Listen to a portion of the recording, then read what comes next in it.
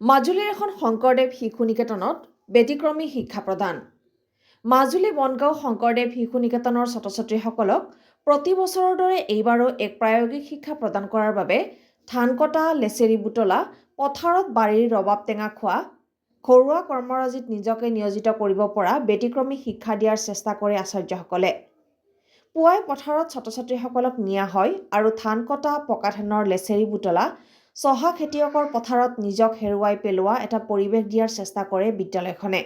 গাঁৱৰ পৰিৱেশত থাকি ছাত্ৰ-ছাত্ৰীসকলে নিজকে সকলো পৰিৱেশৰ লগত খাপ খাই কৰ্মজীৱনত আগুৱাই নিজৰ যি শিক্ষা সেয়া হয়তো 10% ছাত্ৰ-ছাত্ৰীয়েহে পায়, বাকীখিনি সদায় আঁতৰি থাকিব লগা হয় বিভিন্ন পৰিৱেশত। সেয়ে এই শিক্ষা জীৱনৰ অন্যতম শিক্ষা হিচাপে বিদ্যালয়খনে প্ৰতি বছৰে পালন কৰি আহিছে।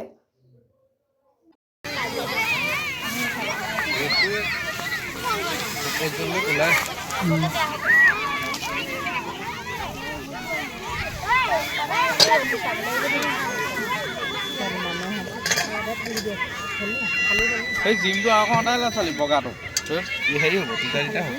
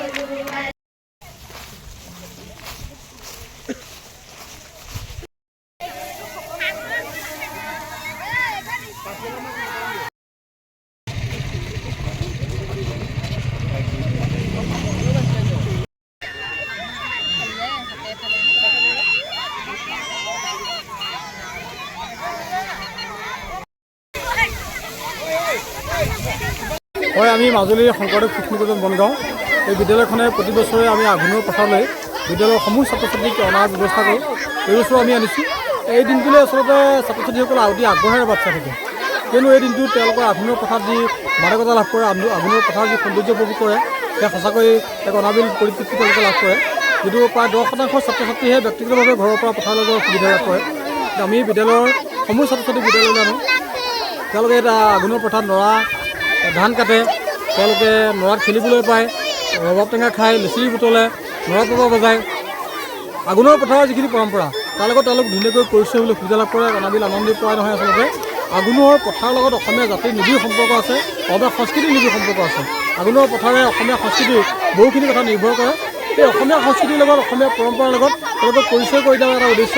শ্ৰেণী কথাত যিখিনি কথা সম্ভৱপৰ নহয়, সেইখিনি কথা কিন্তু বহুগুণ সম্ভৱপৰ হয় আঘোণৰ পথাৰত এই বাস্তৱিক শিক্ষাত। আমি প্ৰতি বছৰ দৰে এইবছৰ আনিছোঁ। আজি আমি কাৰ্যসূচী ৰূপায়ণ কৰিছোঁ। মাজুলীৰ পৰা দীপেন সজাতিৰ ৰিপৰ্ট, আছাম ৰিপৰ্টছ লাইভ।